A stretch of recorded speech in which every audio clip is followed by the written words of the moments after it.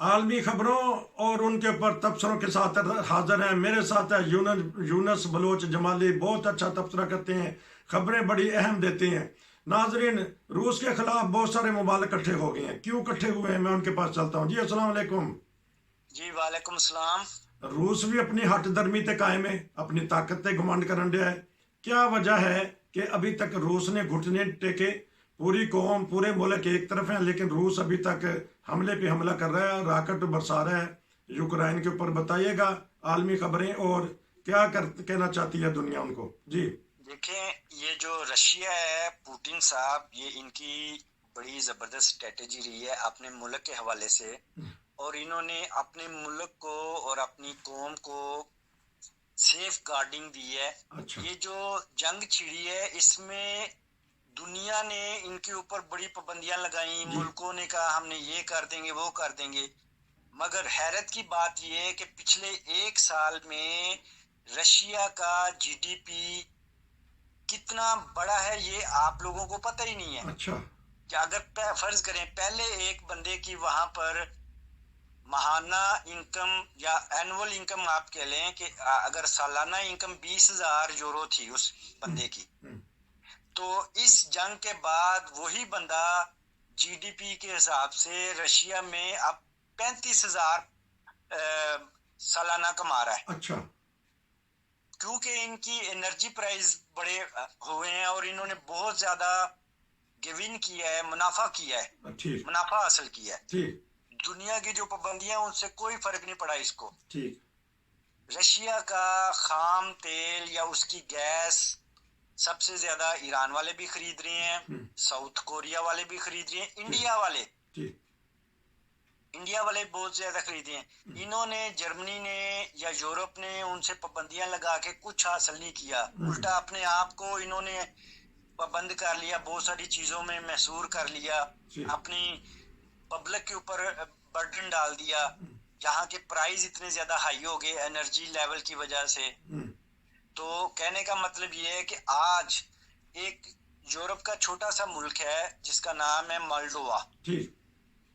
Moldova में इस वक्त, जिस वक्त हम आपको ये खबर दे रहे हैं, वहां पर 47 कंट्रीज, अच्छा। 47 कंट्रीज, जिसमें 27 यूरोपियन यूनियन के शामिल हैं। अच्छा।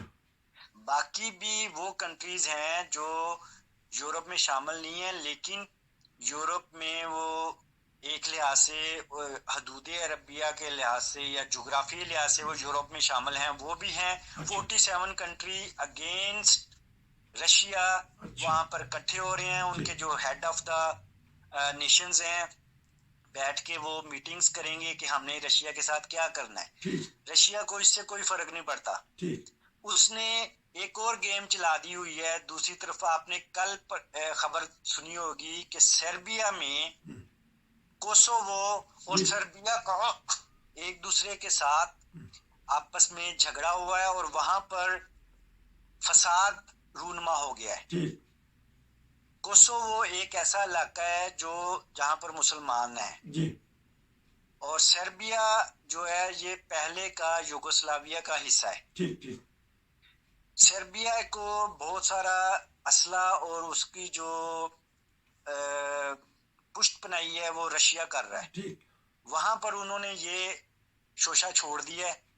अब वहां पर हंगामे शुरू हो गए हैं, क्योंकि बाल्कान रियासत में जब अनरेस्ट होगा, जब वहां पर बाल्कान की रियासतों में खून रेजी होगी, तो यूरोप के लिए बहुत बड़ा खतरा होगा। ठीक।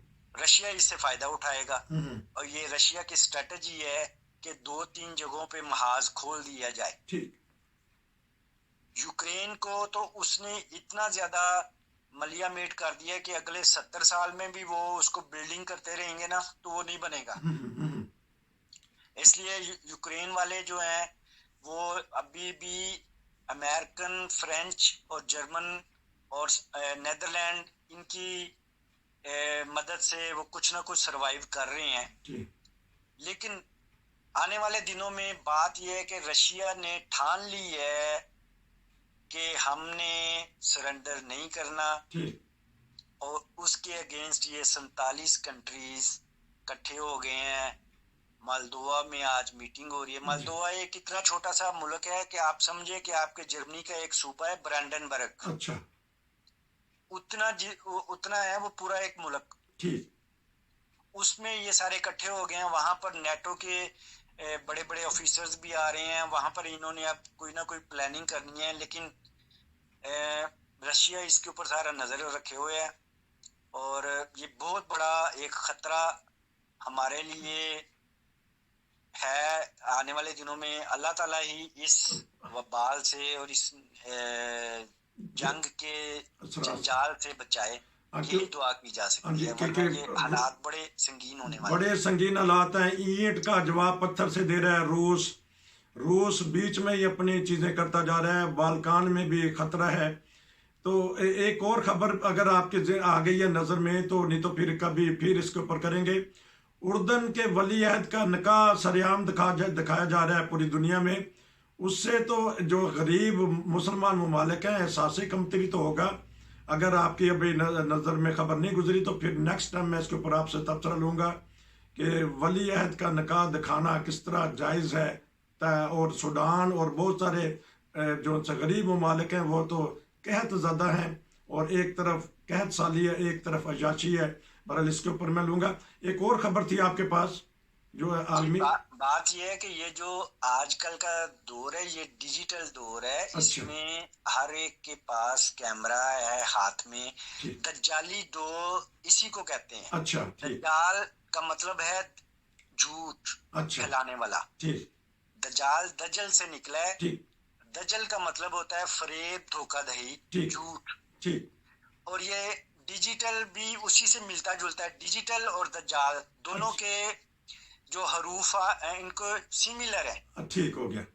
अच्छा, फिर दज्जाल के बारे में ये मशहूर है कि वो काना होगा। ठीक। वो एक आंख से काना होगा। अब मुझे ये बताएं, जो कैमरा है, कैमरे की एक आंख ही होती है ना। अच्छा, हाँ जी ठीक है। कैमरा किसने इजाद किया? अच्छा, ठीक हो गया। इन्हीं मगरबी कौमों ने। कहने का मकसद मेरा ये है कि ये जो दज्जाली फितना है ये आपके हाथ में आ चुका हुआ है। इसके साथ आप वीडियोस बना के अपलोड कर देते हो।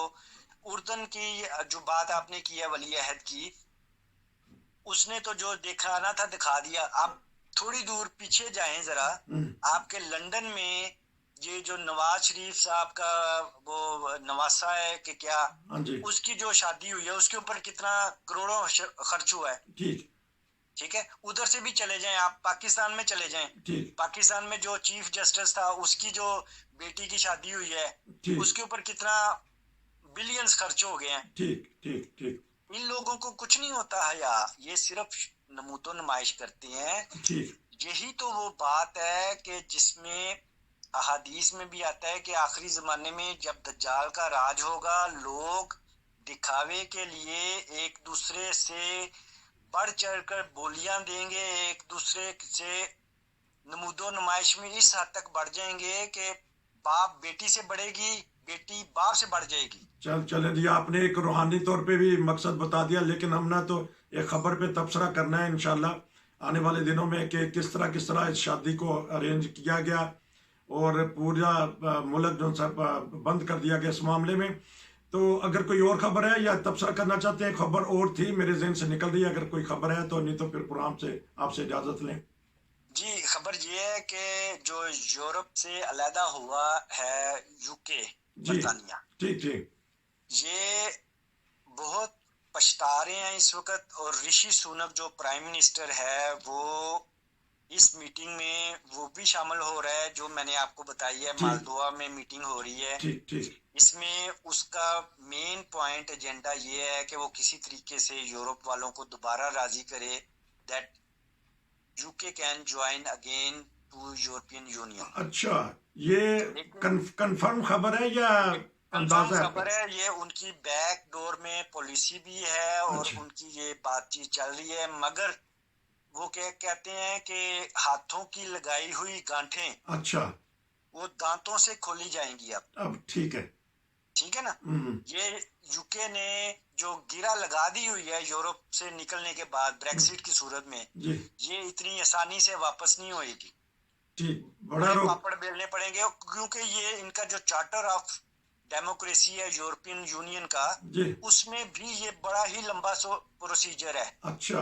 अगर आपने रीज्वाइन करना है ठीक तो है। वो कम से कम 4 से 5 साल का अरसा लगेगा हम्म। निगोशिएशन शुरू होने के बाद। अच्छा। तो अगर हुआ भी, फर्ज करें इनकी बातें शुरू भी हो जाती हैं 2024 में, हाँ। सारी प्लानिंग के मुताबिक बातें चलने शुरू हो जाती, तो कहीं नहीं गया, 2030 से पहले ये कभी भी वापस नहीं आ सकेंगे। अच्छा ले जी, आपने एक बड़ी ब्रेकिंग न्यूज दे दी है कि लंदन वाले, बरतानिया वाले पछता रहे ने, वो कहते ने कि क्यों निकले थे, बड़ा उनको रोका गया कि ना जाएं, लेकिन वो जाके ही रहे। तो अब बलोच साहब ने ब्रेकिंग न्यूज दे दी है कि वो ये भी इस बात में डिस्कस करेंगे कि वो दोबारा आना चाहते हैं।